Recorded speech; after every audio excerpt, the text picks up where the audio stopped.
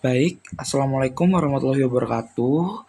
Di sini saya akan mempresentasi atau menjelaskan membuat video untuk penyusunan laporan arus kas Gratika Corporation pada tahun 2022 31 Desember. Nah, saya membuat video ini guna untuk menambah nilai dari UAS Akuntansi Menengah 2. Mohon di sini saya mohon izin dikarenakan jika saya menampilkan prosesnya secara detail dengan durasi yang begitu panjang, mohon maaf, device saya kurang mencukupi untuk mengerjakan hal tersebut dikarenakan terlalu berat untuk dikerjakan dan device saya tidak memenuhi. Jadi, saya akan menjelaskan step by step-nya. Saya akan langsung menjelaskan ya tentang laporan arus kasnya. Yang pertama, di sini ada laba bersih. Laba bersih ini didapat 25.750 ini tidak langsung tersedia di soal ya, karena nggak tahu soalnya nggak ada ketentuannya laba bersihnya berapa. Jadi saya menggunakan laba ditahan. Jadi selisih perubahan saldo laba ditahan. Jadi saldo laba akhir itu kan dikurangi dengan saldo laba akhir 2022 itu dikurangi dengan saldo laba awal 2021. Jadi hasilnya 25.750 kayak gitu. Terus ada rugi penjualan peralatan sebesar 5.200. Ini rugi penjualan ini peralatan diperoleh dengan membandingkan nilai buku peralatan dengan harga jualnya. Jadi harga perolehan peralatan kan 11.000. Terus akumulasi penyusutannya 30%. Jadi 30% dikali 11.000 hasilnya 3.300. Terus nilai bukunya berarti 11.000 dikurangi 3.300 hasilnya 7.700.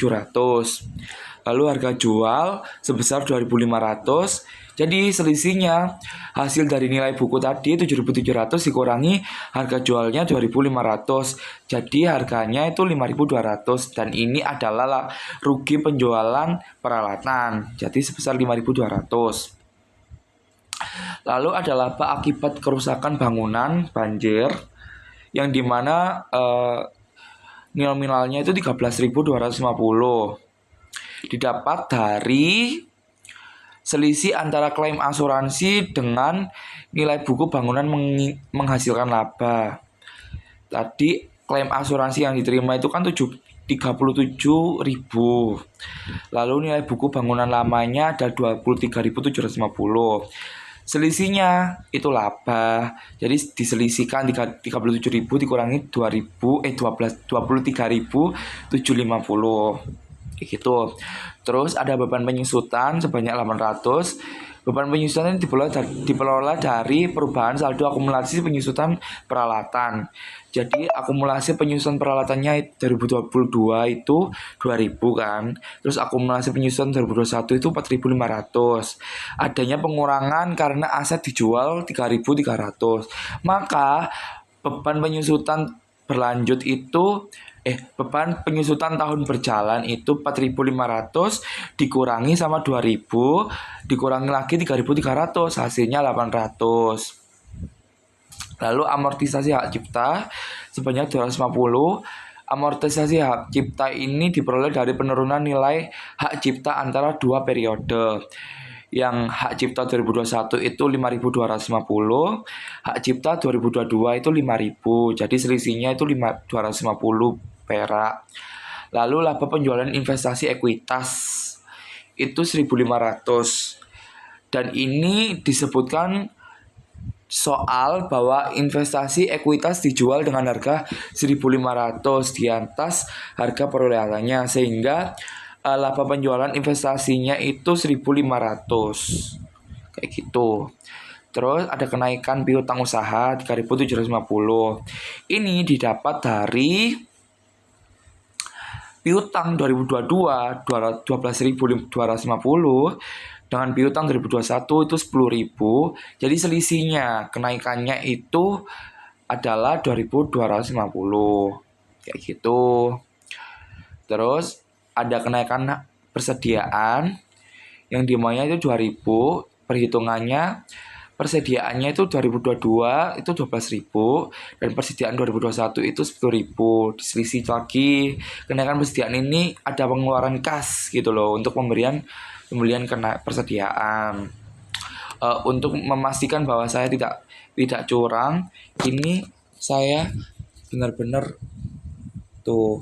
benar-benar membacakan dari itu saya pengerjaan saya gitu.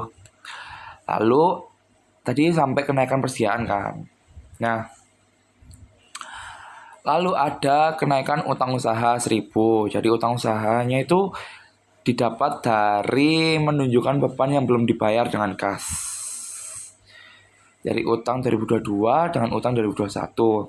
Jadi 5.000 utang dari 2022 itu dikurangi sama utang 2021 4.000. Jadi kenaikannya 1.000.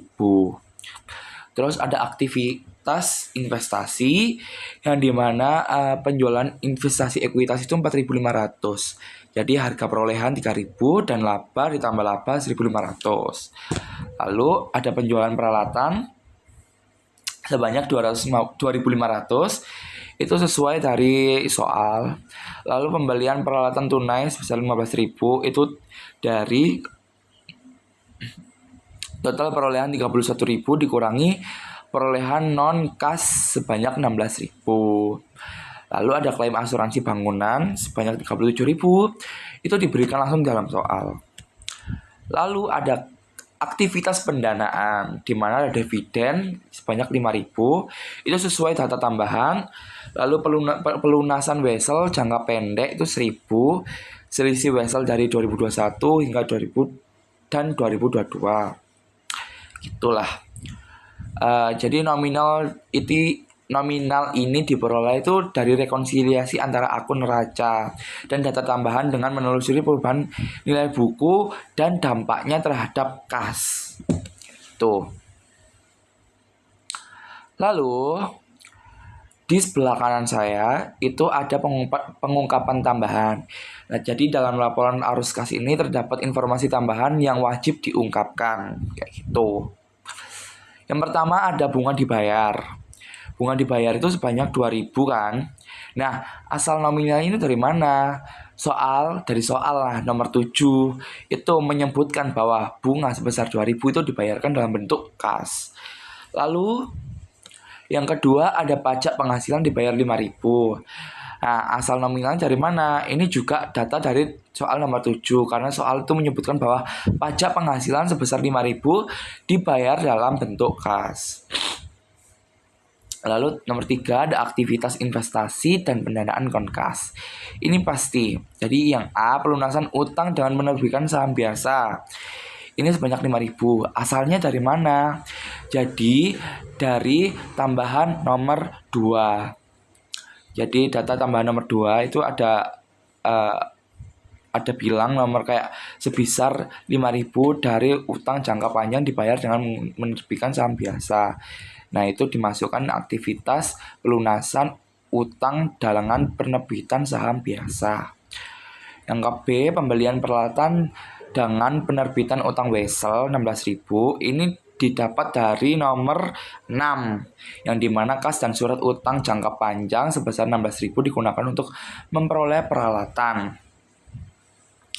Terus yang nomor selanjutnya nomor 2. Jadi yang pertama aku menjelaskan ya. Jadi soal ini adalah bentuk dari Caki Group yang dimana komisi penjualan itu belum diakrual akhir 2021. Gitu, kayak gitulah pokoknya.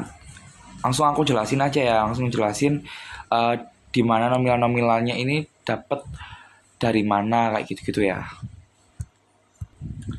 Nah, yang pertama itu ada komisi penjualan laba ditahannya 6.500.000. Ini kenapa beban komisinya untuk 2022 Aku akui utang komisi penjualan itu 5.500.000 dan beban komisinya 1 juta. Nah, kenapa beban komisinya itu sebanyak 1 juta? Karena sisa dari 4.500.000. Jadi 5.500 dikurangi 1 juta, jadi 4.500. Dianggap terkait periode sebelumnya dan langsung mengurangi laba ditahan kayak gitu. Pokok intinya sisanya gitu loh. Sisanya dari 4.500.000 kayak gitu. Terus jadi laba ditahannya itu kan 6.500.000. Ini total koreksi komisi tahun lalu dan penyusuan ke ekuitas. Jadi utang komisinya 5.500.000 ini jadi nominal ini sama dengan komisi yang sebelum dibayar per 31 Desember 2022 sesuai dengan data soal. Lalu ada beban komisi penjualan sebanyak 1 juta, itu selisih yang masih dibebankan ke laba rugi tahun berjalan. Yang dua adalah koreksi persediaan itu sebanyak 45.700.000. Jadi berikutnya ini adalah bagian dari persediaan. Soal bilang ada kesalahan 3 tahun yaitu 2020 dan 2021. Persediaannya itu terlalu rendah atau underrated. Jadi 2022 itu persediaan terlalu tinggi, overstated. Jadi di Excel aku tulis harga pokok penjualan itu 29.000 ditambah 16.700 sebanyak 45.700. Ya kayak gitu. Terus angka 29.000 ini aku ambil dari dampak koreksi tahun 2021 yang dibikin pendapatan terlalu tinggi 3.000 dikaitkan dengan penjualan persediaan awal atau akhir sehingga total koreksinya 29.000 gitu. Angka 16.700 ini dapat langsung dari soal persediaan 2022 overstated itu 16.700, artinya COGS selama ini terlalu kecil sebanyak 16.700. Jadi 45.700 ini didapat dari 29.000 ditambah 16.700. Ini total koreksi harga-harga pokok penjualan. Jadi di bawah ini juga aku tulis lagi laba ditahannya 29.000, bagian koreksi yang pengaruh laba bertahun-tahun sebelum 2022, jadi langsung ke ekuitas. Persediaan 16.700 ini menurunkan saldo persediaan karena sebelumnya ternyata terlalu tinggi sebesar 16.700. Di tabel kecil yang aku buat itu pada kolom 2020, 2021, 2022 itu aku isi persediaan awal dan persediaan akhir yang sudah dikoreksi. Jadi baris dampak laba menunjukkan beberapa laba selama ini terlalu tinggi atau terlalu rendah. Misal nih di 2021 tertulis minus 3.000. Ya kan? Bentar. Sebentar. Minus 3.000 kan? Ya, 2021. Artinya laba 2021 ini sebenarnya 3.000 itu lebih rendah dari harga yang seharusnya karena salah catat persediaan. Lalu ada perubahan metode penyusutan yaitu sebanyak 4.800. Jadi bagian ketiga tentang penyusutan peralatan, itu peralatan dihargai sebanyak 100.000 kan, dengan umur 10 tahun tanpa nilai sisa. Sebelumnya pakai metode saldo menurun ganda karena sekarang diganti ke metode garis lurus.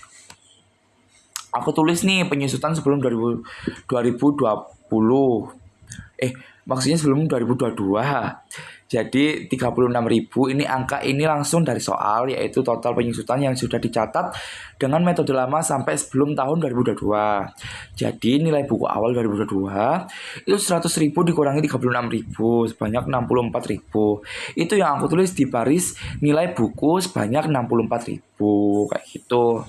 Lalu aku hitung nih penyusutan seharusnya dengan metode garis lurus dimulai dari 2022. Sisa umurnya itu 8 tahun karena sudah dipakai 2 tahun kan, jadi 2020 dan 2021. Jadi beban penyusutan baru per tahun itu 64.000 dibagi 8. Hasilnya 8.000. Nah, ini yang aku tulis dari untuk baris penyusutan seharusnya 64.000 dibagi 8.000 sebesar 8.000. Tapi di 2022 perusahaan sudah dicatat penyusutan dengan metode lama sebesar 12.800. Ini angkanya didapat dari soal. Jadi kita nggak perlu ngitung, jadi kita langsung nyantumin di situ. Selisihnya nih, jadi selisihnya 12.800 dikurangi 8.000 yang udah aku tulis tadi dan aku hitung sebesar 4.800. Ini adalah selisihnya dari 12.800 dikurangi 8.000 kan. Karena penyusutan yang dicatat terlalu besar, aku tulis akumulasi penyusutan peralatan sebesar 4.800. Ini dikredit balik dikurangi dari akumulasi yang berlebihan. Jadi beban penyusutannya juga 4.800, ini dikurangi dari beban 2022 supaya sesuai metode garis lurus. Yang keempat, ada perubahan metode pengakuan pendapatan yaitu 45.000. Terakhir soal kontrak konstruksi jangka panjang, sebelumnya pakai metode cost recovery kan. Sekarang diganti ke percentage of completion. Dan di soal dikasih data laba sebelum pajak untuk kedua metode. Di Excel aku nulisnya aset dalam penyelesaian 45.000 ini berasal dari selisih laba sebelum pajak sebelum 2022 antara metode baru dan lama. 150.000 ini dari metode POC atau percentage of completion. 105 ini dari cost recovery. Jadi diselisih aja, jadi 150.000 dikurangi 105.000, selisihnya adalah 45.000. Ini yang aku akui sebagai tambahan aset kontrak. Lalu aku hitung pajaknya, pajak tanggungannya. Jadi perbedaan laba lamanya itu kan 45.000. Ini sifatnya temporary difference karena untuk pajak masih pakai metode cost recovery. Tarif pajaknya itu 40.000. Jadi liabilitas pajak tanggungannya 45.000 dikali 40.000 sebanyak 18.000. Itu yang aku tulis di bagian liabilitas pajak tanggungan sebesar 18.000. Dampak ke laba ditahan. Jadi setelah mengakui aset 45.000 dan liabilitas pajak tanggungan 18.000, selisih bersihnya 45.000 dikurangi 18.000, hasilnya 27.000. Selisih inilah yang akan dimasukkan ke dalam laba ditahan. Jadi 27.000 itu termasuk laba ditahan sebagai penyesuaian kumulatif akibat perubahan metode pengakuan pendapatan. Gitu. Oke, sekian presentasi. Sekian penjelasan dari saya ya, Bu. Mohon maaf kurang lebihnya. Saya ucapkan saya Wahyu Kristianto dengan akhir MPM 087 mengucapkan banyak-banyak terima kasih. Wassalamualaikum warahmatullahi wabarakatuh.